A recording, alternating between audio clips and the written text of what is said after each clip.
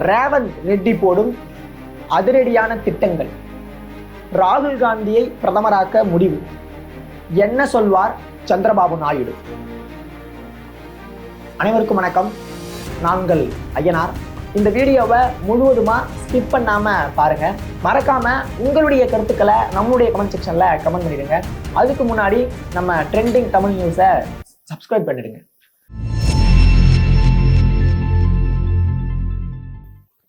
தெலுங்கானாவினுடைய முதல்வராக பதவியேற்றுக் கொண்டிருக்கக்கூடிய ரேவந்த் ரெட்டி அவர்கள் மிக முக்கியமான ஒரு விஷயத்த பேசியிருக்கார். என்ன அப்படின்ட்டு பார்த்தீங்கன்னா, இங்கே எதிர்க்கட்சி தலைவராக அமர்ந்து கொண்டிருக்கக்கூடிய ராகுல் காந்தியை நாம் பிரதமராக்க வேண்டும் அப்படின்ற ஒரு முழக்கத்தை தொடங்கியுள்ளார் அப்படின்றத பார்க்க முடியும். நாடாளுமன்ற தேர்தலுக்கு முன்பாக எதிர்க்கட்சிகள் இருந்து இங்க இருக்கக்கூடிய பொதுமக்கள் வரைக்கும் பேசக்கூடிய விஷயம் என்ன அப்படின்ட்டு பார்த்தீங்கன்னா, ராகுல் காந்தி அவர்கள் பிரதமராக வேண்டும், ராகுல் காந்தி அவர்கள் பிரதமராக வேண்டும் அப்படின்ட்டு சொல்லிட்டு இருந்தாங்க.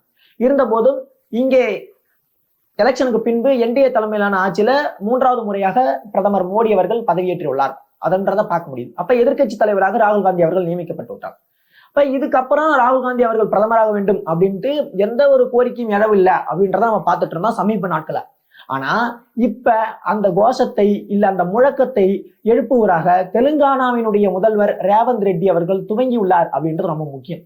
இதை ஏன் நம்ம கூர்ந்து கவனிக்கணும் அப்படின்ட்டு பார்த்தா, சமீப நாட்களுக்கு முன்பாக ஆந்திராவினுடைய முதல்வராக இருக்கக்கூடிய சந்திரபாபு நாயுடும் இந்த பக்கம் தெலுங்கானா முதல்வரும் சந்திச்சுட்டாங்க அப்படின்ற பேச்சு மிகப்பெரிய அளவுல இந்திய அரசியல்ல பேசப்பட்டது. அது எதுவா இருந்துச்சு அப்படின்ட்டு பாத்தீங்கன்னா, அது இரு மாநிலங்களுக்கும் இடையிலான ஹைதராபாத் அந்த இடத்தை பிரிப்பது தொடர்பான பல்வேறு விதமான நிர்வாக பிரச்சனைகளை பேசக்கூடிய ஒரு தளமாக தான் இந்த மீட்டிங் அமைஞ்சது அப்படின்ட்டு சொன்னாங்க.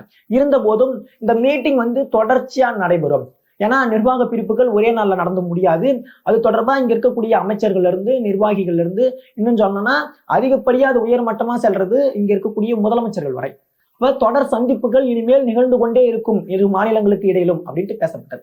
அப்ப இந்த சந்திப்புகளின் வழிகளாக ரேவந்த் ரெட்டி அவர்கள் சந்திரபாபு நாயுடிடம் பல்வேறு விதமான கோரிக்கைகளை வைப்பதற்கான வாய்ப்பு இருக்கு. இன்னும் சொல்லலாம் அப்படின்ட்டு பாத்தீங்கன்னா, அவர் மனதை மாற்றுவதற்கான வாய்ப்பு இருக்கு. ஒவ்வொரு டைமும் இவர் போயிட்டு நீங்க ஏன் அப்படி இருக்கீங்க, உங்களுக்கு தேவையானதான் நாங்க பண்ணி தரோம், உங்களுக்கு பிரதமராக இருக்க வாய்ப்பு இருக்கு அப்படின்ட்டு தொடர்ந்து சொல்லிட்டே இருந்தானா அவர் மனசுல ஆசை வருமா வராதா அப்படின்றது ரொம்ப முக்கியம். அதே சமயத்துல 2019 இங்க இருக்கக்கூடிய சந்திரபாபு நாயுடு அவர்களுக்கும் மோடி அவர்களுக்கும் மிகப்பெரிய ஒரு கசப்பான அனுபவம் என்பது ஏற்பட்டது. அதனை தொடர்ந்து சந்திரபாபு நாயுடு அவர்கள் என்டிஏவினுடைய கூட்டணியிலிருந்து வெளியே வந்தார் அப்படின்றது ரொம்ப முக்கியம். இன்னும் சொல்லணும்னா, உள்துறை அமைச்சராக இருக்கக்கூடிய அமித்ஷா அவர்கள் இனிமேல் உங்களுக்கு என்டிஏவினுடைய கதவு அடைக்கப்பட்டது அப்படின்ற ஒரு அறிக்கையெல்லாம் வெளியிட்டார்.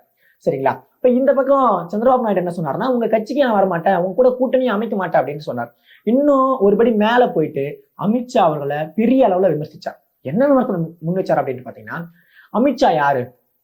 அமித்ஷா இப்ப உள்துறை அமைச்சரா இருக்கலாம், ஆனா 2014க்கு முன்பு அமித்ஷா எங்கிருந்தார், அது பற்றியான கதைகளை நான் சொல்லவா, அதெல்லாம் சொன்னா உண்மை வெளியே வந்துடும் அப்படின்ட்டு அமித்ஷாவிற்கு மிரட்டல் விடும் துணியில அவர் பேசினார். உடனே அமித்ஷா என்ன சொன்னார் அப்படின்ட்டு பாத்தீங்கன்னா, சந்திரபாபு நாயுடு அவர்கள் ஒரு ஊழல் மன்னனாக செயல்பட்டு கொண்டிருக்கார் அப்படின்ட்டு இரு தரப்பும் மாறி மாறி அவர்களை பரஸ்பரம் எந்த அளவிற்கு அவருடைய குறைகளை சொல்ல முடியுமோ அந்த அளவுக்கு சொன்னாங்க அப்படின்றது ரொம்ப முக்கியம். இறுதியாக சந்திரபாபு நாயுடு அவர்கள் சர்வாதிகாரத்தின் உச்சமாக இங்கே இருக்கக்கூடிய மோடி அவர்கள் இருந்து கொண்டிருக்கிறார், அவரு இங்க இருக்கக்கூடிய அமலாக்கத்துறை, இங்க இருக்கக்கூடிய இடி, சிபிஐ போன்ற பல்வேறு விதமான அமைப்புகளை வைத்து கட்சிகளையும் கட்சி நிர்வாகிகளையும் மிரட்டி கொண்டிருக்கிறார் அப்படின்ற ஒரு விமர்சனத்தை யார் முன்வைச்சா? சந்திரபாபு நாயுடு அவர்கள் முன்வைச்சார். அப்ப அவருக்கும் இங்க இருக்கக்கூடிய மோடிக்கும் இடையே மிகப்பெரிய உரசல் என்பது காணப்படுகிறது. இது ஏன் இப்ப தணிஞ்சிருக்கு அப்படின்ட்டு பாத்தீங்கன்னா, அமராவதியை மீட்க வேண்டும், அமராவதிக்கு மிகப்பெரிய அளவுல நிதி கிடைக்கணும், அப்பதான் இந்த மாநிலத்துக்கான தலைநகரை உருவாக்க முடியும் அப்படின்ற ஒரு ரீதியில இப்ப அமைதி காத்துக் கொண்டிருக்கார். அதே நேரத்துல இங்க இருக்கக்கூடிய தெலுங்கானாவிற்கும் ஆந்திராவிற்குமான பிரிப்புல பல்வேறு நடவடிக்கைகளில் யாரோட உடன்படணும்? தெலுங்கானாவினுடைய முதல்வரோடு உடன்படணும், தெலுங்கானாவினுடைய அரசோட உடன்படணும். அப்ப அதற்கு சம்மதம் யார் கொடுக்கணும் அப்படின்ட்டு பாத்தீங்கன்னா, ரேவந்த் ரெட்டி சம்மதம் கொடுக்கணும். இப்பேற்பட்ட நிலையில ரேவந்த் ரெட்டி பல்வேறு விதமான கோரிக்கைகளை முன்வைக்கும் பொழுது, இல்ல இது போன்று தொடர்ந்து பேசும் பொழுது சந்திரபாபு நாயுடு அவர்கள் இந்த பக்கம் வருவதற்கான வாய்ப்பு என்பது இருந்து கொண்டிருக்கிறது. அதே நம்ம பாக்குறோம். இந்த வேலையில தான் ரேவந்த் ரெட்டி என்ன சொல்றார் அப்படின்ட்டு பாத்தீங்கன்னா, ராகுல் காந்தியை பிரதமராக்க வேண்டும் அப்படின்ற ஒரு முழக்கத்தை வைக்கிறார். எங்க வைக்கிறார் அப்படின்ட்டு பாத்தீங்கன்னா, ஒய்.எஸ். ராஜசேகர ரெட்டி அவருடைய பிறந்த நாள் விழா என்பது நடக்குது. அந்த விழாவில் தன்னுடைய கட்சி தொண்டர்களுக்கு அறிவுறுத்தும் விதமாக தான் இந்த முழக்கத்தை வைக்கிறார். அதே நேரத்துல இங்க இருக்கக்கூடிய ரேவந்த் ரெட்டி அவருடைய வளர்ச்சியை நம்ம பார்க்க வேண்டியுள்ளது. ஏன்னா அந்த அளவிற்கு முக்கியமானதாக காங்கிரஸ் தெலுங்கானாவில் வளர்ந்துள்ளது அப்படின்றது ரொம்ப முக்கியம். ஏன்னா பிஆர்எஸ் இருக்கு பாத்தீங்களா, பிஆர்எஸ்ல இருக்கக்கூடிய பல்வேறு விதமான எம்எல்ஏக்களா இருக்கட்டும், முக்கிய நிர்வாகிகளா இருக்கட்டும், எல்லோரும் காங்கிரஸ் பக்கம் இணைந்துள்ளார்கள். கிட்டத்தட்ட இது நாள் வரையில் 7 எம்எல்ஏக்கள் காங்கிரஸில் இணைந்துள்ளனர் பிஆர்எஸ்ல இருந்து. அதே போன்று எம்எல்சி அப்படின்ற ஒரு பதவி என்பது இருந்து கொண்டிருக்கு. அது தமிழ்நாட்டுல இப்ப இல்ல, இதற்கு முன்னாடி இருந்துச்சு. இப்போ ஆந்திரா, தெலுங்கானா போன்ற மாநிலங்கள்ல அந்த பதவி என்பது இருந்து கொண்டிருக்கு. 6 எம்எல்சிக்கள் பிஆர்எஸ் கட்சியிலிருந்து இந்த பக்கம் காங்கிரஸுக்கு தாவியுள்ளார்கள். அது மட்டும் இல்ல, இதற்கு முன்பு தெலுங்கானாவினுடைய மேயராக இருந்த விஜயலட்சுமி அவங்க இப்ப மாநிலங்களவையில் இருக்காங்க. அவங்க முதற்கொண்டு யார் பக்கம் இணைஞ்சிருக்காங்க அப்படின்னு பாத்தீங்கன்னா காங்கிரஸ் பக்கம் இணைந்து கொண்டிருக்காங்க. இதனுடைய காரணம் என்னன்னா, பிஆர்எஸ்னுடைய தலைவர் சந்திரசேகர் ராவ் அவர்கள் உடல்நல குறைவு தான் காரணம். அவர் உடல்நல குறைவு காரணமாக மருத்துவமனையில் அனுமதிக்கப்படுறாரு. அதன் பின்பு அறுவை சிகிச்சைகள் போன்ற விஷயங்கள் மேற்கொள்ளப்படுகிறது. இதனால அவரால் கட்சியை சரிவர மெயின்டைன் பண்ண முடியல அப்படின்றது நல்லாவே தெரியும். இதனால என்ன ஆகுது அப்படின்னு பாத்தீங்கன்னா, அவர்கள் பயப்படுறாங்க. அப்ப நம்மளுக்கான தரம் என்பது குறைந்து விடுமோ, இல்லை நம்ம கட்சி மூழ்கி விடுமோ, அதிகப்படியான இப்போதைக்கு இந்த பக்கம் எவ்வளவு பலம் காங்கிரஸ் பக்கம் அப்படின்னு பார்த்தீங்கன்னா 71 சீட் வச்சிருக்காங்க, எம்எல்ஏ சீட். அப்ப தனிப்பெரும்பான்மையோட ஆட்சியை அமைத்துள்ளார்கள். இந்த நிலையில இவங்க எல்லாம் என்ன பண்றாங்க அப்படின்னு பாத்தீங்கன்னா காங்கிரஸ் பக்கம் தாவி கொண்டிருக்கிறார்கள். இது காங்கிரஸுக்கு மிகப்பெரிய அளவுல ஒரு வளர்ச்சியை கொடுத்துள்ளது அப்படின்றத பார்க்க முடியும். சரிங்களா? அப்ப இந்த டைம்ல இவங்களை எதிர்ப்பதற்காக யாருமே இல்ல. பிஆர்எஸ் அந்த அளவுக்கு பலம் குன்றி உள்ளது அப்படின்ற நல்லாவே தெரியுது. பிஜேபி அந்த அளவுக்குலாம் தெலுங்கானா போன்ற இடங்கள்ல இல்ல. இது ரேவந்த் ரெட்டிக்கு மிகப்பெரிய அளவுல வளர்ச்சி. அதனாலதான் ரேவந்த் ரெட்டி என்ன சொல்றாரு, இங்க இருக்கக்கூடிய ராகுல் காந்தியை நம்ம பிரதமர் ஆக்கணும். இதை யாரு நினைச்சா அப்படின்ட்டு பாத்தீங்கன்னா ராஜசேகர ரெட்டியே நினைச்சாரு 2009. அப்பொழுது ராகுல் காந்தி அவர்கள் பிரதமராக வேண்டும் அப்படின்ட்டு பல்வேறு நபர்கள் நினைச்சாங்க. ஆனா அது முடியல. இன்னும் சொல்லணும்னா 2010 இருந்து 2014 வரை காலகட்டத்துல அதற்கான வாய்ப்பு இங்க இருக்கக்கூடிய ராகுல் காந்திக்கு இருந்துச்சு. மன்மோகன் சிங் தான் ஆனா 2 தடவையும் தொடர்ந்து ஆட்சி.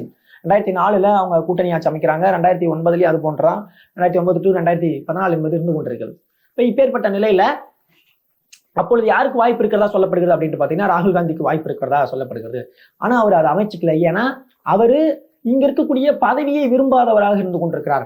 மக்களுக்கான குறை நிறைகளை கண்டறிவராக, அதற்கு தேவையான உதவிகளை செய்வராக தான் ராகுல் காந்தி தொடர்ந்து முன்னிறுத்தப்படுகிறார். அப்ப அதன் அடிப்படையில இப்ப அதற்கான தகுதியை வளர்த்து கொண்டு ராகுல் காந்தி அவர்கள் உருவாகி உள்ளார் அப்படின்ட்டு ரேவந்த் ரெட்டி சொல்றார். ரேவந்த் ரெட்டியுடைய கூற்று என்பது ரொம்ப ரொம்ப முக்கியமாக இல்ல உன்னிப்பாக கூர்ந்து நோக்கக்கூடியது. ஏன் அப்படின்ட்டு பாத்தீங்கன்னா, தொடர்ந்து ராகுலினுடைய பயணம் என்பதோ இல்ல ராகுலினுடைய பேச்சு என்பதோ தற்பொழுதைய நாடாளுமன்ற தேர்தலில் மிகப்பெரிய அளவுல மாற்றத்தை ஏற்படுத்தியுள்ளது அப்படின்றத நம்மளால பார்க்க முடியும்.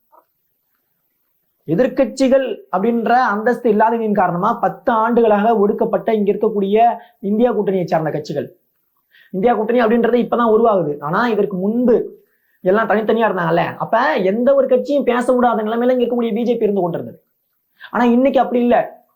பகவான் மைத்ரா அவர்கள் என்ன சொல்றாங்க, நாடாளுமன்றத்திற்குள்ள மோடி அவர்கள் நாடாளுமன்றத்திற்குள்ள இருந்து வெளியே எழுந்து பாக்குறாரு, உட்காருங்க நான் பேசுறதையும் கேட்டு போங்க அப்படின்னு சொல்றாங்க. இந்த தைரியம் எப்படி வருது அப்படின்ட்டு பாத்தீங்கன்னா எதிர்கட்சிகள் பலமாக உள்ளன அப்படின்ற ஒரு அடிப்படை.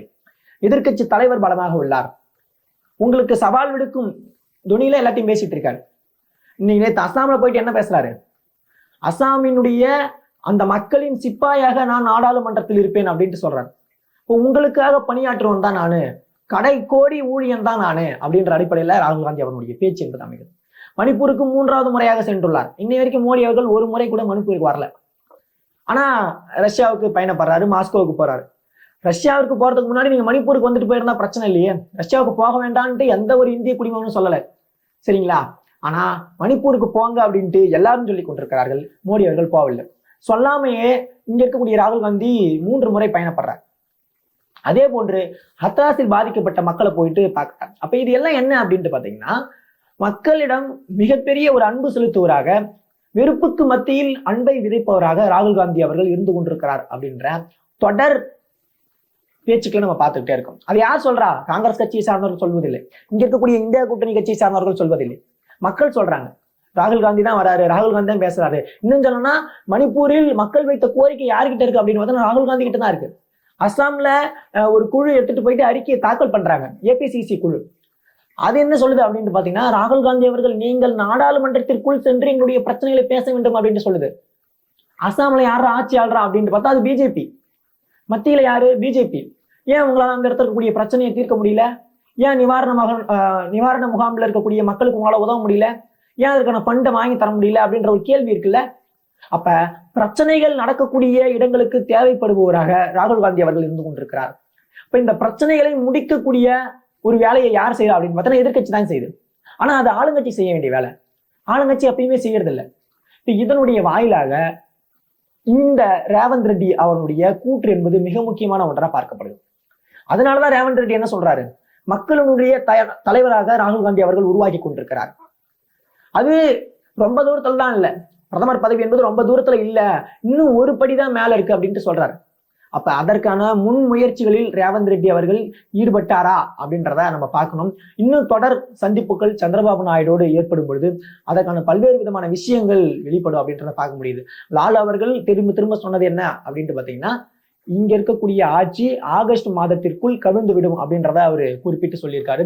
அவர் அங்க இருக்கக்கூடிய நிதிஷை முன்னிறுத்தி சொன்னாரு. அதே வேளையில நிதிஷ் போனா மட்டும் இல்ல, சந்திரபாபு நாயுடிடம் ரேவந்த் ரெட்டி அவர்கள் வைக்கக்கூடிய கோரிக்கைகளின் காரணமா, பல்வேறு விதமான அழுத்தங்களின் காரணமா, பேச்சுக்களின் காரணமா இங்கேயும் மாற்றம் ஏற்பட வாய்ப்பு இருக்கு அப்படின்றத நம்மளால பார்க்க முடியுது.